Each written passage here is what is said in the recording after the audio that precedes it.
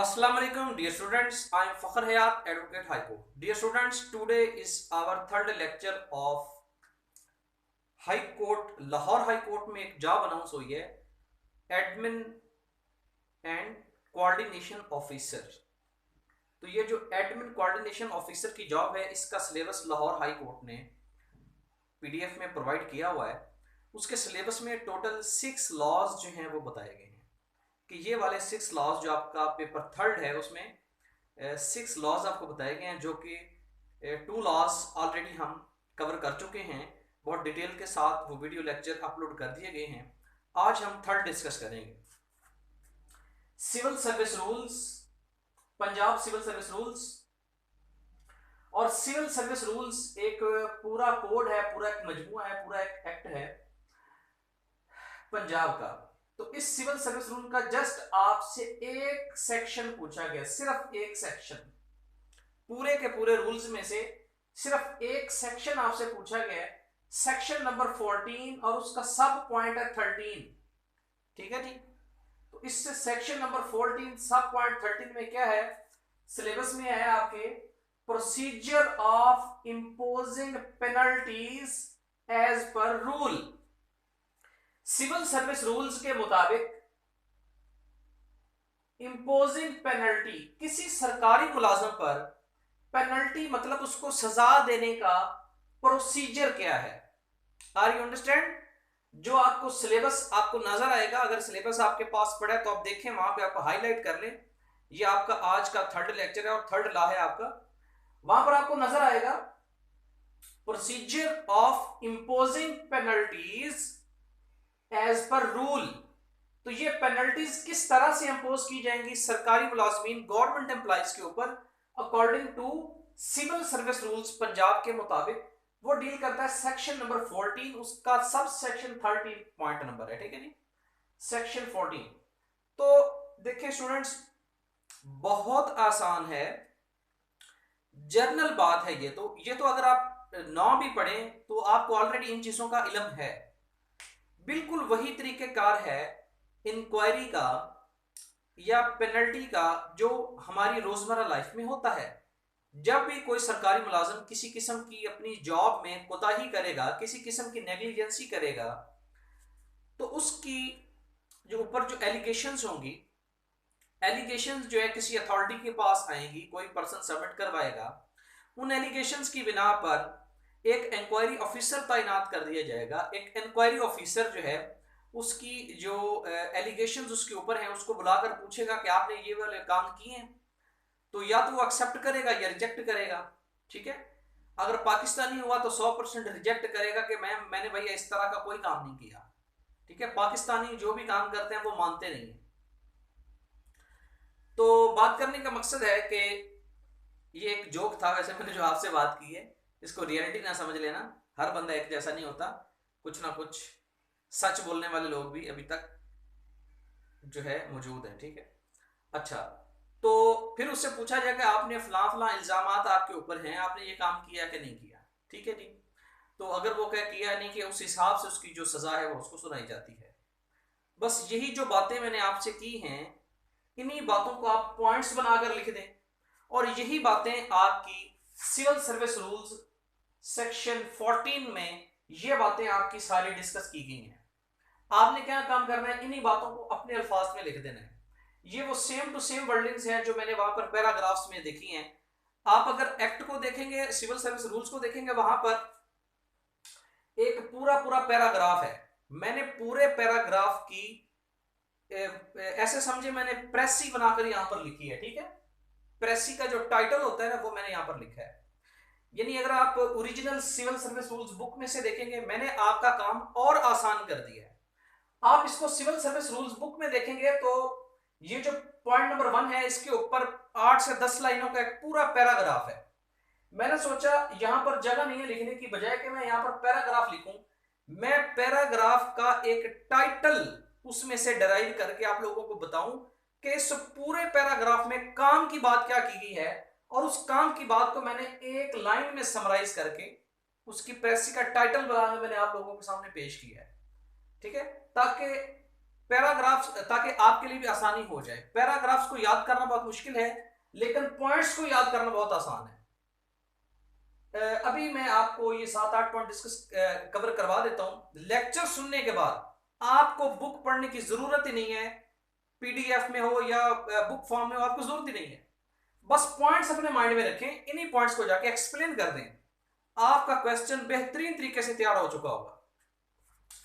Point number 1, no person should be punished unheard. इसका मतलब यह है कि किसी भी पर्सन को सुने बिना उसको सजा नहीं दी जा सकती। ठीक है, मतलब यह है कि जब भी किसी के ऊपर इल्जाम हो तो उसको बुलाया जाए, उससे पूछा जाए properly.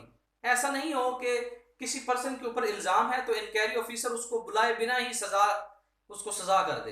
It is not possible, कानून ने इस चीज से मना किया। Point number 2, valid grounds on which person B charged should be communicated with the person charged. इसका मतलब यह है कि वो वाली वैलिड ग्राउंड्स जिनकी बिना पर उस पर्सन को चार्ज किया गया है, चार्ज करने का मतलब है उसके ऊपर इल्जामात लगाए गए हैं, रिटन फॉर्म में इंक्वायरी ऑफिसर ने लिख लिया है कि आपके ऊपर फला फला इल्जामात हैं, इसको चार्ज कहते हैं। Should be communicated with that person. जो पर्सन इंक्वायरी करेगा वो मुलजम को बुलाएगा, गवर्नमेंट एम्प्लॉय को बुलाएगा कि आपके ऊपर फला फला इल्जामात हैं और उसको पढ़कर सुनाएगा। ठीक है, इस पॉइंट में ये बात की गई है, should be communicated with that person. जो इल्जामात हैं, जो ग्राउंड्स हैं, वो ग्राउंड्स उसको बताई जाए। Point number 3, right of cross examination with witness. अगर उन इल्जामात का कोई बंदा गवाह मौजूद है तो अगर वो गवाह कहता है कि हाँ मैंने इसको देखा है फला फला करप्शन करते हुए, वो जो गवाह है वो जब अपनी गवाही देने आएगा तो उसके ऊपर एक राइट होता है क्रॉस एग्जामिनेशन का। जिसके खिलाफ वो गवाही देने आएगा वो बंदा गवाह के ऊपर क्रॉस एग्जामिनेशन मुख्तलिफ किस्म के सवाल जवाब कर सकता है। और सवाल जवाब करने का मकसद ये होता है कि कहीं गवाह जो है वो झूठी गवाही तो नहीं दे रहा, उसको सवाल जवाब पूछकर चेक किया जाए। Point number 4, dismissed person has a right to his defence. जिस पर्सन को डिसमिस किया गया है, जिस पर्सन को सजा दी गई है, उसके पास एक राइट है कि वो अपने इल्जामात के लिए अपना दिफा करे। अपने दिफा में कुछ कहना चाहता है तो जरूर कहे, फर्दर अपील में जाए, फर्दर फॉर्म्स पर जाए। Number 5, no need to call a person charge as witness. जिस पर्सन के ऊपर इल्जाम है, जो मेन मुलजम है, उसको खुद को गवाह बनाने की कोई जरूरत नहीं है। Number 6, the person enquired is not to be regarded as court। ठीक है, जो पर्सन इंक्वायरी कर रहा है वो खुद अपने आप को अदालत ना समझे, जस्ट अपने आप को एक इंक्वायरी ऑफिसर समझे।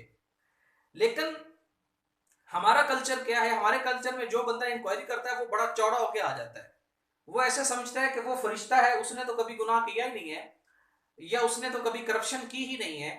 और जो सबॉर्डिनेट जिसके ऊपर इल्जाम है उसको ऐसे कहता है, हाँ भाई तुमने ऐसे क्या किया, तुम्हारी जरूरत कैसे हुई, करप्शन करते हो, महकमे को लूटते हो, ये करते हो।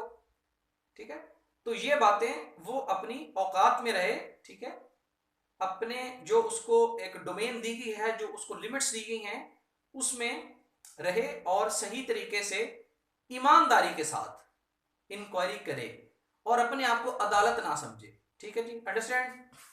Number 7, no need to counsel by charged person except after the dismissal in further inquiries on the behalf of the department or government। जो जिसके ऊपर मेन पर्सन जिसके ऊपर इल्जामात हैं उसको किसी काउंसिल की, किसी वकील वगैरह की जरूरत नहीं है। अगर पॉसिबल है तो with the permission of the government and with the permission of the department and on the behalf of the government वो काउंसिल आएगा और उसकी काउंसलिंग करेगा। Point number 8, 1 month time after completion of inquiry for to show cause accused before final orders. जब मुल्जिम के खिलाफ inquiry complete हो जाएगी तो उसको 1 महीने का टाइम दिया जाएगा फाइनल ऑर्डर से पास करने से पहले।